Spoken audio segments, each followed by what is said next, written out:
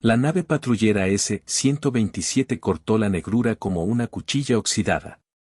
Dentro, el aire olía a metal caliente y café frío, los tubos vibraban con un zumbido que alguien había aprendido a ignorar. Un hombre, con la placa de comandante barnizada por demasiados soles y noches sin sueño, observaba la cápsula de contención.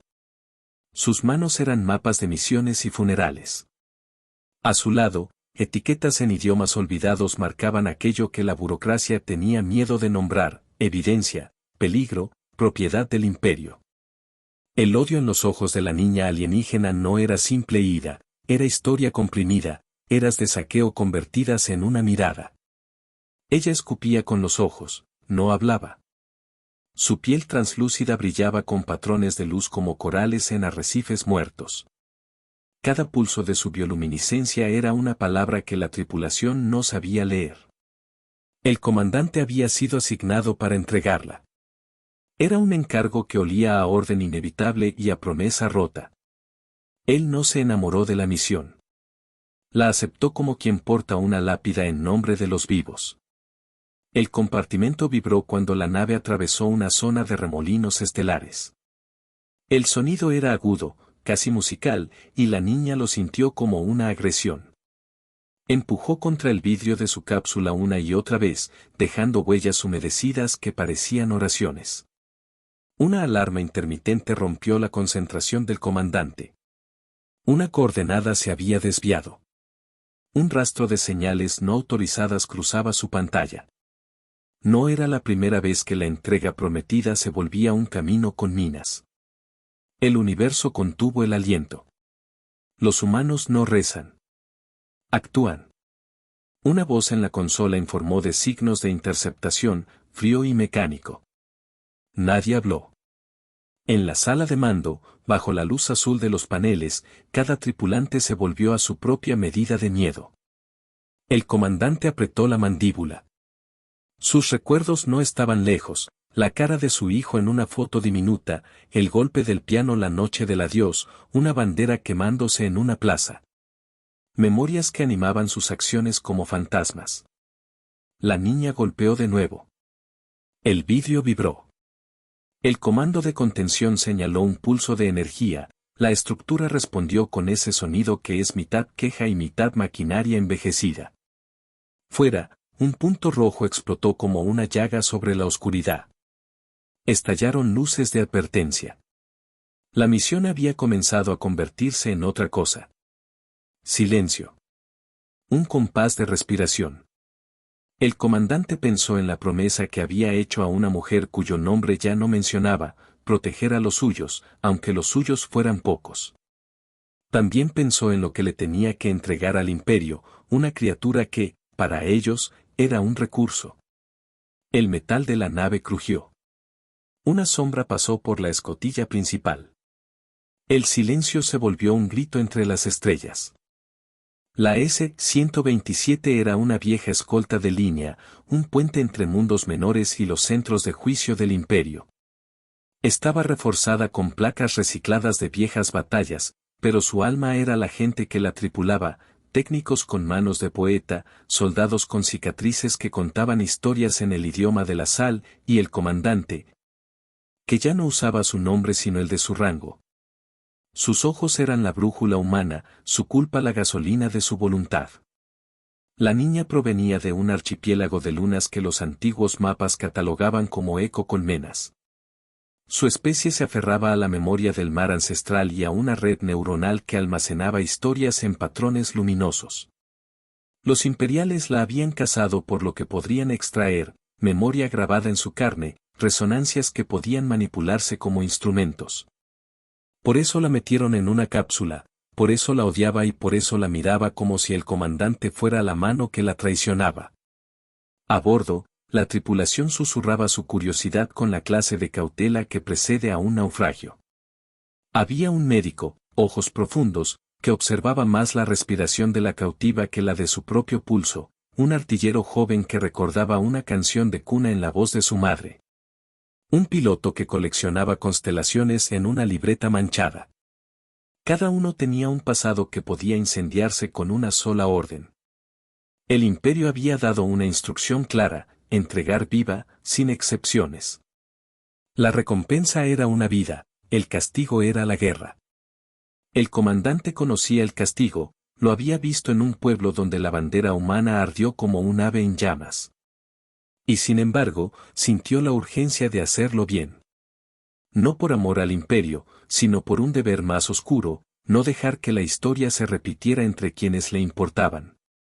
La niña se negó a colaborar. Se negó con gestos, con pequeñas descargas de luz que hacían vibrar los sensores. A veces, en la noche del corredor, cuando la nave cantaba en frecuencias que la tripulación no nombraba, ella proyectaba visiones en la pantalla: oleadas, voces sin lengua. Un piano inundado por agua salada que tocaba una melodía que el comandante reconoció porque su madre la tarareaba en la cocina de su infancia. Una memoria escapó en un latido, un sonido casi humano, una nota de piano al otro lado de la galaxia. El comandante la dejó entrar, porque había una promesa enterrada bajo sus costillas. No la reconoció como un arma sino como un recuerdo. Los motores murmuraron una verdad amarga: no había ruta segura. La escolta debía atravesar el cinturón de Orión 4, un corredor de corsarios y devotos del imperio que tomaban su justicia en ambos extremos. Un golpe seco hizo vibrar la cubierta. Un micrometeorito golpeó el casco. Pequeñas fracturas aparecieron como costuras abiertas. El artillero juró: la cabina olió a metal caliente y sudor. La niña sonrió, y fue la primera sonrisa que nadie se atrevió a llamar humana. Los humanos no rezan. Actúan. El universo contuvo el aliento.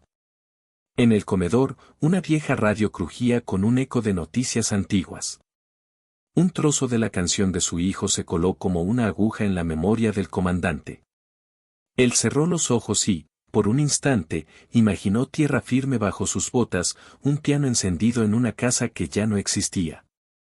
La nostalgia lo golpeó con la fuerza de un campo gravitatorio: no había nada que pudiera traer de regreso, solo la obligación de honrar.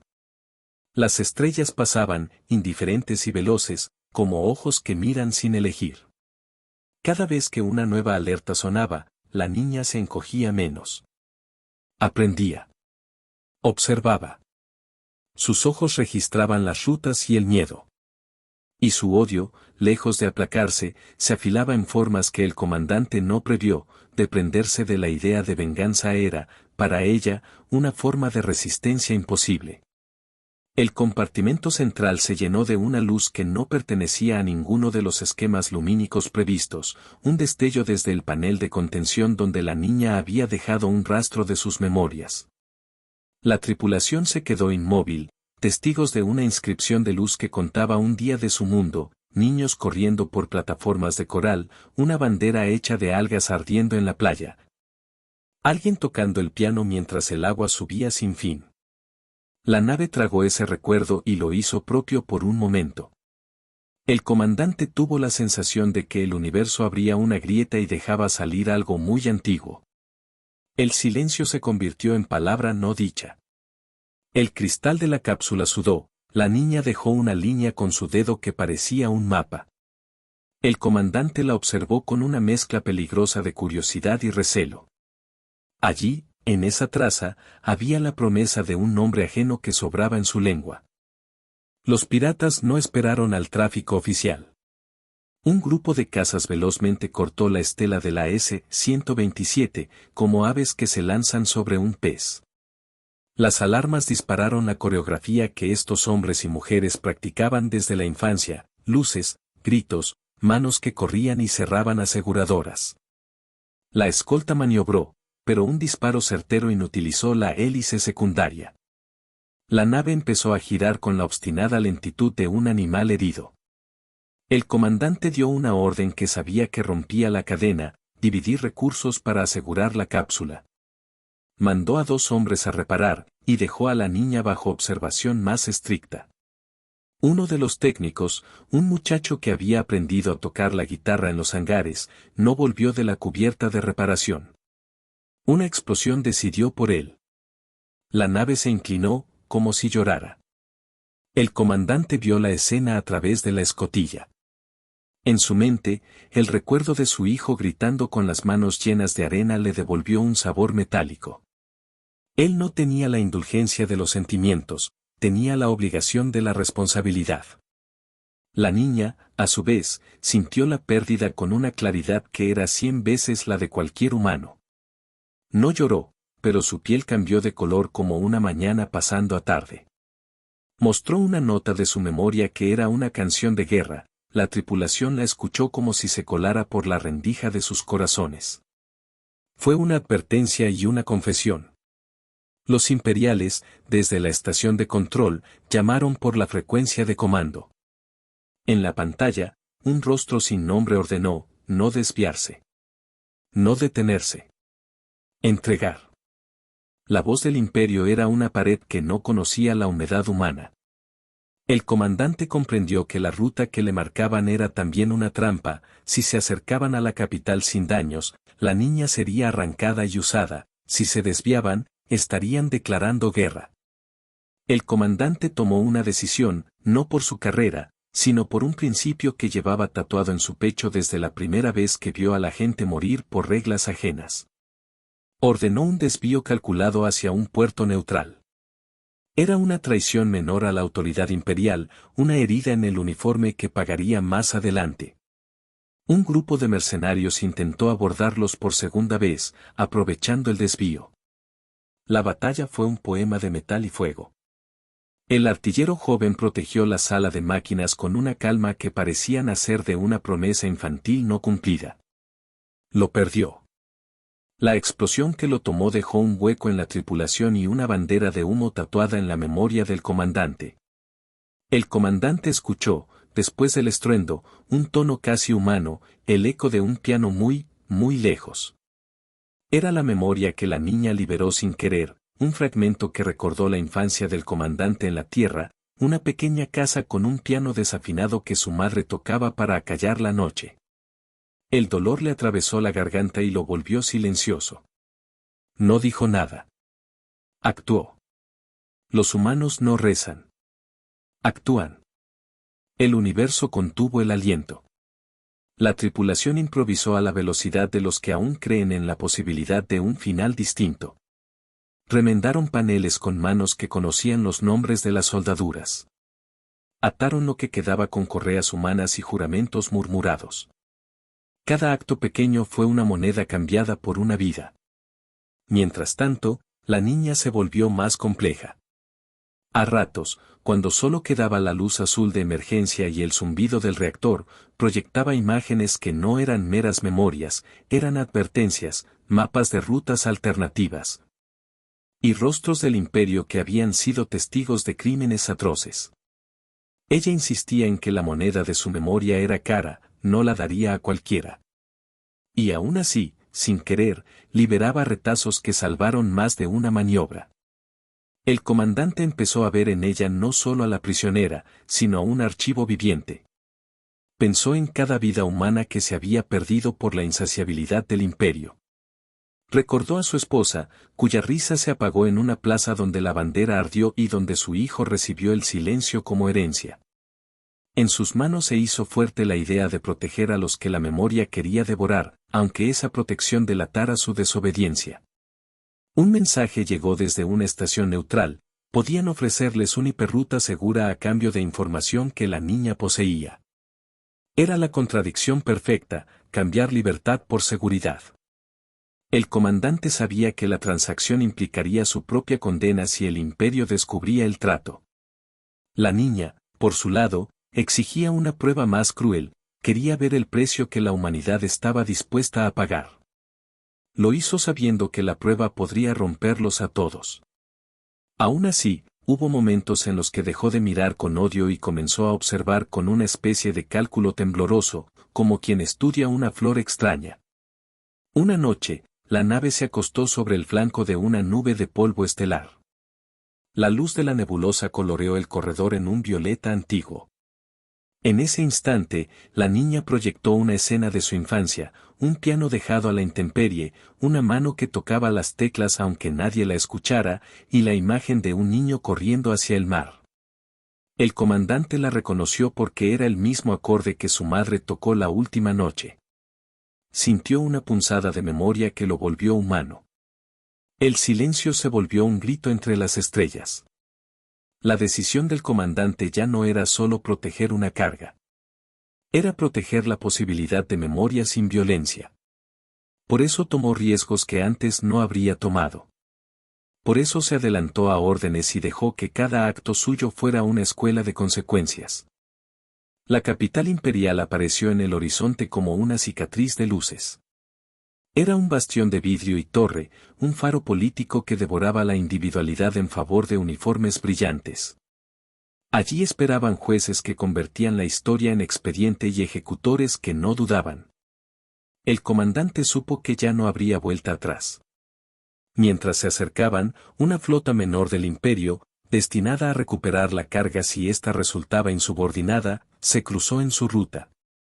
La comunicación del mando central se volvió fría, iban a interceptarlos para garantizar la entrega.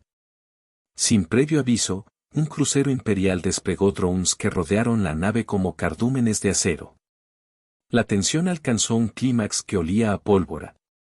El comandante decidió arriesgar la última carta, una maniobra de choque orbital, una ruta suicida que pondría la S-127 cerca de un cinturón de escombros donde la flota imperial tendría dificultades para maniobrar. Sacrificó velocidad por azar, y por un momento pareció que el destino le sonreía con crueldad. Los drones empezaron a caer en cascada, y las comunicaciones del imperio gritaron en enfado. En la sala de contención, la niña rompió el silencio con un acto que nadie esperaba. Desactivó parte de su propio campo de contención y, con una energía difícil de describir, una especie de canción que vibró en la estructura metálica, abrió su memoria en streaming hacia la cabina. No fue una sumisión ni un arma, fue una revelación. El comandante la miró y en sus ojos vio, por primera vez, algo que no era odio puro, era un reconocimiento de que ambos estaban atrapados por fuerzas mayores. La memoria que la niña mostró no era solo una historia de su pueblo, era un archivo de cómo el imperio había saqueado y convertido mundos en fábricas de dolor. Las imágenes eran claras y brutales, estaciones arrasadas, niños envueltos en humo, músicos tocando pianos apagados mientras soldados cortaban las cuerdas. Los votos del imperio temblaron al contacto con esa verdad. En la cabina, la tripulación se sintió traicionada por lo que el mundo hacía a los mundos. Algunos quisieron destruir la proyección. El comandante, en un acto que definió su naturaleza, la protegió. Ordenó mantener la transmisión. Los drones se aproximaron de nuevo. Un rayo de energía atravesó la cubierta principal. El estallido fue como una campana que suena para anunciar un entierro. El piloto gritó órdenes, el artillero que quedaba sostuvo el fuego con manos que temblaban como hojas.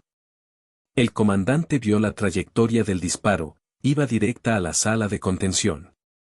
No había tiempo para cálculos suaves. Con una decisión que supo a sal y promesa, el comandante se lanzó hacia la cápsula. La fuerza G lo aplastó, y su uniforme chirrió contra los enganches. La estructura empezó a colapsar alrededor de ellos. La niña, al ver su sacrificio, reaccionó con un poder que parecía nacer de un océano. Lanzó una ola de luz que rompió la trayectoria del disparo y, en el proceso, expandió su memoria en una onda que afectó los sistemas del crucero. Los drones, programados para respuestas lógicas, fallaron ante esa forma de conciencia que no pertenecía a un algoritmo. La explosión que siguió no fue limpia. Cortó circuitos, liberó chispas y transformó la noche en una constelación improvisada de fuego y metal. El comandante sintió un dolor que no era solo físico, algo dentro suyo se quemó, la promesa de proteger pagó su precio. Cayó en una boca de humo y luz. La niña soltó un sonido que no era humano pero que resonó en el pecho de cada tripulante como una campana de advertencia y lamento. En esa nota había gratitud y una tristeza que decía, esto tiene que costar algo. Los humanos no rezan. Actúan. El universo contuvo el aliento.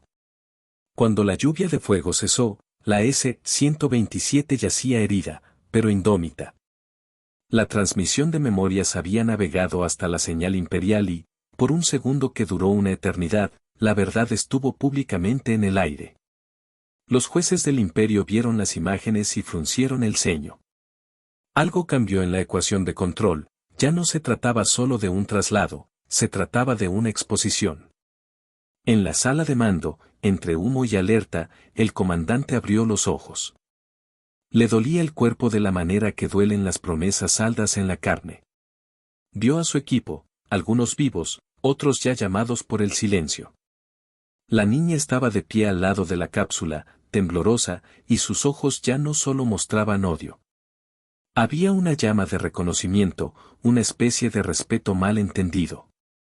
El comandante alcanzó la mano por instinto y, en un gesto simple y sin palabras, tocó el lado de la cápsula, una pequeña promesa de humanidad. La niña respondió con un destello leve en su piel, como quien acepta un pacto. El precio se pagó en sangre y memoria. El artillero que había caído antes fue recordado cuando su nombre fue pronunciado en voz baja. La nave había perdido sistemas vitales, pero había ganado algo que ninguna instalación en la capital jamás conseguiría, una verdad compartida. La victoria fue amarga, pero real. Cuando la S-127, a duras penas, llegó a la zona de encuentro neutral, las consecuencias eran visibles como cicatrices. Habían dejado atrás ojivas, humo y un conjunto de decisiones que no podrían deshacerse. Una delegación neutral se acercó, con ojos cansados y manos que sostenían acuerdos. Vieron la transmisión pública y supieron lo que estaba en juego. Decidieron ocultar a la niña temporalmente, no por piedad del imperio, sino por la convicción de que alguna verdad merecía protección. El comandante caminó por la cubierta de la nave como quien atraviesa un cementerio conocido. Las imágenes de aquellos que había perdido se cruzaron por su mente, su esposa cuya risa era un faro, su hijo que jugaba con bloques bajo la lámpara que ahora consumía una memoria, la plaza con la bandera ardiente. En cada paso, la nostalgia bullía como metal calentado al rojo. Y en cada paso, la promesa que le quedaba lo empujaba a seguir adelante. La niña, fuera de su cápsula y cubierta con mantas humanas, se sentó frente al comandante. Ambos compartían una habitación de luz azul y polvo estelar. Ella lo miró sin mostrar la antigua hostilidad. Sus ojos eran ahora mapas de mundos, y en ellos se leía un cuestionamiento simple y profundo: ¿por qué actúan así ustedes? Él no respondió con palabras. Toqué la madera imaginaria de su pasado y dejó que la memoria hablara por él, un piano desafinado en la casa de la infancia, una madre que cantaba para callar el hambre, un niño que aprendió a nombrar las estrellas. La niña, curiosa, dejó que una franja de memoria más pequeña le rozara, un día de sol sobre plataformas de coral, risas de agua, y un pacto de supervivencia entre especies. En silencio, ambos compartieron lo que les impulsaba, no la guerra por la gloria, sino el instinto de proteger aquello que se ama, sea una bandera, un piano, o la canción que un pueblo guarda en la piel. Entre ellos surgió una alianza tenue, forjada con pérdidas y con la posibilidad de cambiar la narrativa del poder. El comandante recibió la noticia en la madrugada: sería investigado por desobediencia. Sabía que perdería su rango, quizá su libertad, probablemente su vida cómoda. Pero la mirada de la niña, ahora silenciosa y parpadeante, contenía una certeza: había despertado algo que no podían volver a dormir. El imperio, golpeado por la transmisión pública, no podía aplicar sus medidas sin que la opinión neutral se alarmara. El comando central vaciló por primera vez en años. La semilla plantada por la transmisión germinaría en discusiones en cenas, en cuartos de juicio, en plazas y pasillos donde la política se decide con la voz y con el rumor. La memoria había sido liberada y ya no podía recluirse. La tripulación celebró en silencio los nombres de los caídos. Pusieron una bandera quemada sobre una mesa, cerca de un piano improvisado que alguien afinó con manos heridas. La nota que salió del instrumento era rasposa, imperfecta, pero contenía todas las canciones que alguna vez los habían sostenido. La niña ayudó a sostener la bandera con manos extrañas y suaves. No entendió el ritual en su totalidad, pero comprendió el gesto. En su piel luminosa se dibujó una sonrisa que parecía la primera sombra de afecto que no era venganza. No era amor romántico. Era un vínculo nacido de compartir memoria, una promesa de no convertir vidas en armas. Los humanos no rezan. Actúan. El universo contuvo el aliento. En los días que siguieron, la figura del comandante se convirtió en algo más complejo que un traidor o un héroe. Para algunos era un criminal, para otros, un salvador. Para la niña, era el hombre que, contra la maquinaria, había colocado su propio cuerpo entre la verdad y la mentira del imperio. Para la humanidad que observaba desde la distancia, era un punto de inflexión, alguien que recordó por qué luchaban. No era por territorios ni por trofeos, era por la memoria, por las canciones, por las manos pequeñas que inventaron nombres para las cosas. La niña, acogida por la delegación neutral, fue protegida. Su memoria quedó en parte libre y en parte resguardada, sus relatos empezarían a filtrarse como semillas. El comandante fue llamado a declarar. Perdió su rango, pero no su alma. La vida continuó con su dolor y sus pequeñas victorias. En una sala pequeña, el comandante puso sus manos sobre un piano. Era el mismo acorde que escuchó meses atrás, ahora tangible, con teclas y polvo. Tocó un par de notas, torpes, como un hombre que intenta recordar una lengua que aprendió de niño. La melodía salió falta, pero cierta. La niña escuchó en la distancia, y una lágrima lumínica rodó por su mejilla. Habían venido por un planeta. Pero despertaron a una especie. Vinieron por un planeta, pero despertaron a una especie.